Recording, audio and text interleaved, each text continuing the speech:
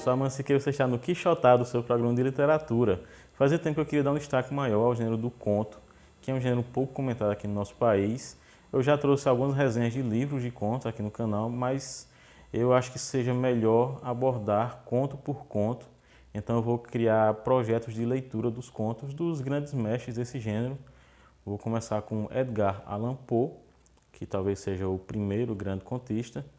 E em seguida eu vou trazer Chekhov, Borges, Cortázar, Lovecraft e outros contistas que eu achar interessante trazer aqui os seus contos. Então o projeto começa com um perfil biográfico do Edgar Allan Poe e depois eu vou comentar brevemente o seu conto mais curto que eu li até agora e vou tentar trazer os vídeos pelo menos a cada 15 dias, talvez semanais, de contos dele para que a gente conheça melhor.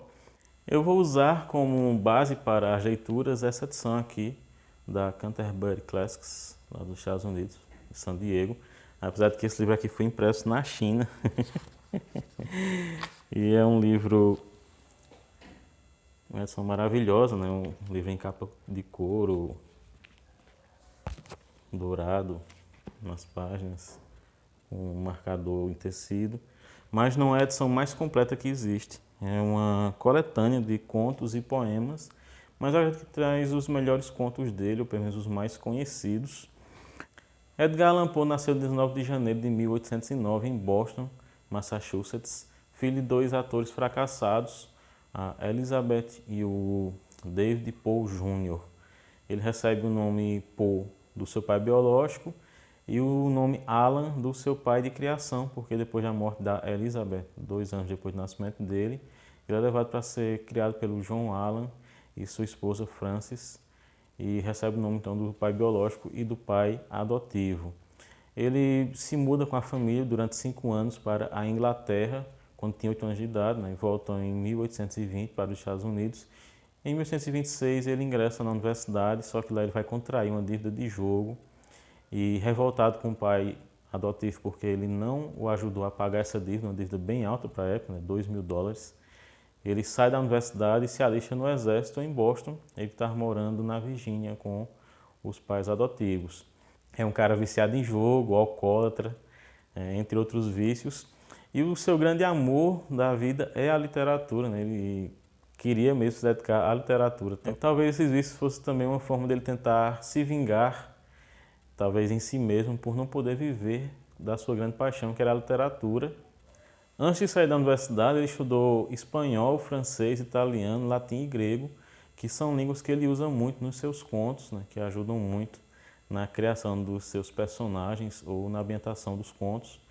E ele serviu na Academia Militar de West Point durante 2 anos, até ser expulso por insubordinação. E foi um período com muita atividade na vida do Edgar Allan Poe, esse período de 2 anos em West Point, porque ele publica 2 livros, né? Um livro de poemas, Tamerlão e outros poemas, e depois uma coletânea que ele inclui também o próprio Tamerlão, e também a sua mãe adotiva, a Frances, falece no dia 28 de fevereiro de 1827. Ele pede licença para ir ao enterro, mas acaba não chegando a tempo, e pouco depois disso ele acaba sendo expulso dessa academia. E ele começa então a contribuir em periódicos, né, a mandar contos para periódicos. E um desses contos ganha um prêmio de $50. E a partir daí o Edgar Allan Poe vai começar a se dedicar exclusivamente à literatura, ou pelo menos a atividades correlatas com a literatura. Ele volta para Richmond, onde vai trabalhar em um jornal literário, onde ele vai ser crítico literário, né, além de publicar os seus próprios poemas e contos. E recebe muitas críticas e elogios porque ele era bem sincero, e a sinceridade, quando se trata de crítica, muitas vezes afasta parte dos escritores que são criticados. E ele morava então nessa cidade com uma tia dele, viúva, Maria Clean, e essa viúva tinha uma filha, a Virgínia, pela qual ele se apaixona e acaba se casando, ela que tinha então 13 anos de idade ainda. E eles falsificam a certidão de casamento, dizendo que ela tinha 21. Pouco depois do casamento, ele começa a escrever a narrativa de Arthur Gordon Pym, o seu único romance, que ele começa a publicar no jornal literário em que participava. e isso lhe rende um grande sucesso de público. Então ele passa a ser conhecido em todos os Estados Unidos. Ele também chegou a conhecer o Charles Dickens que viajava muito para os Estados Unidos para fazer leituras dos seus romances.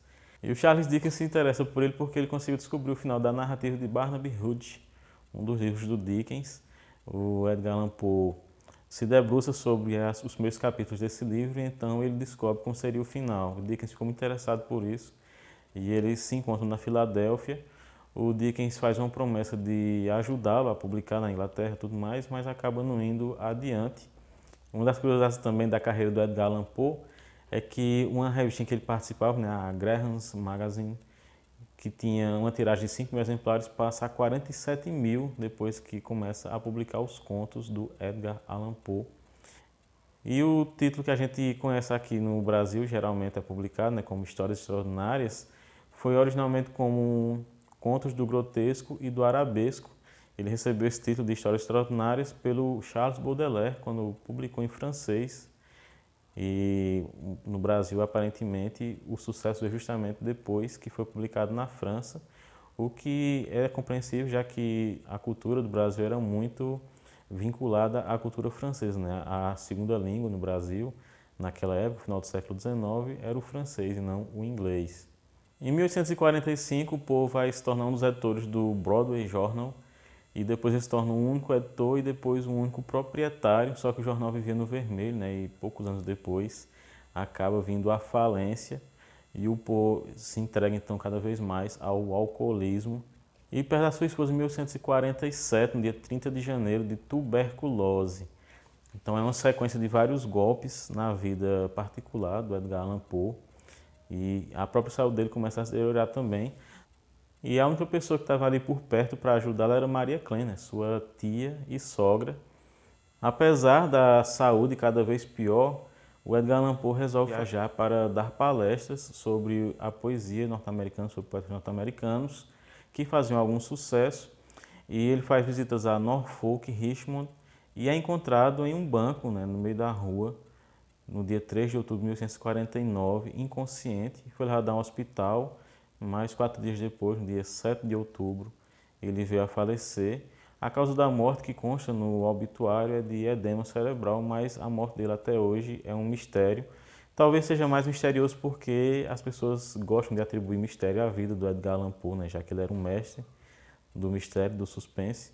E então talvez elas queiram imaginar outras causas para a sua morte também. Tem inclusive filmes bem interessantes a respeito da biografia do Edgar Allan Poe. E ele é uma influência muito grande para outros escritores que vieram depois. Por exemplo, ele influenciou muito a criação do Sherlock Holmes e do Dr. Watson, personagens do Sir Arthur Conan Doyle, que eu também tenho que trazer aqui para o canal algumas resenhas. Esse é apenas um breve perfil biográfico. Se eu encontrar outras informações relevantes sobre a biografia do Edgar Allan Poe, eu trago aqui para vocês ao longo da série. E eu aproveito esse vídeo para trazer a resenha de um conto curtinho. É um conto que nessa edição aqui, embora seja uma edição com a fonte bem menor, né? Então num livro normal daria bem mais páginas. Mas aqui nessa edição não passa das 6 páginas. É um conto bem curto. E é um conto que aqui no Brasil talvez seja traduzido como O Homem Camelopardo. Eu traduziria como O Homem Cameleopardo, né? Four Beasts in One, The Homo Cameleopardo. É o título original. E a história de Antíoco Epífanes, rei da Pérsia na época. E é um conto que trata justamente de um tema que eu gosto muito, que é a ficção histórica. Ele vai trazer no seu conto uma reconstrução de Antioquia, a cidade antiga, né, que depois foi destruída. E ele vai contar aqui também como foi a sua destruição. Então é um narrador que a gente não sabe exatamente como é que ele está vendo essa história e trazendo para nós. Parece que ele vê como se fosse numa bola de cristal, né, que ele consegue ver passado, presente e futuro. E ele usa a datação bíblica, a datação judaica, né, do ano, já que era antes de Cristo. E é muito interessante o conto porque ele traz algo que eu não esperava ver no Edgar Allan Poe, que é a ironia. É um conto muito irônico, né, um conto de humor, muito engraçado. É um conto em que ele vai falar sobre esse rei, o Antíoco Epífanes, que é justamente o homem camelo-leopardo, porque ele é como se fosse uma mistura de homem e fera. A população local cria feras na rua, não são animais como os que a gente costuma ver em algumas ruas das cidades aqui no Brasil, né? Animais domesticados, são realmente animais selvagens e vez por outra acontece então uma morte, né? Os animais selvagens aí matam uma pessoa. E esse rei então está voltando de uma guerra depois de destroçar os seus inimigos. Eles cantam nas ruas uma música em latim. Provavelmente o Edgar Allan Poe traz isso justamente dos seus estudos. E essa música é uma comemoração da sua vitória. E ele, durante essa comemoração, né, as bestas se voltam contra ele e é muito interessante. Eu não vou contar para vocês o desenrolar da história, mas ela traz muito de ironia, muito de humor. Eu gostei muito desse conto. Também gostei muito da parte histórica dele. É um conto que deixou bem vivo na minha mente a configuração do local, realmente a reconstrução que ele faz da arquitetura e da cultura do local. Então é um conto muito bom, que é um conto que não está no Histórias Extraordinárias, então você não vai achar muito fácil, mas estão saindo umas edições aí da obra completa do Edgar Allan Poe, então você vai acabar encontrando em uma delas, em uma dessas coletâneas, esse conto, que é muito legal. Espero que você tenha gostado do vídeo. Se gostou, não esqueça de se inscrever, de curtir, comentar, compartilhar. E a gente se vê no próximo episódio da série Lendo Poe. Até lá!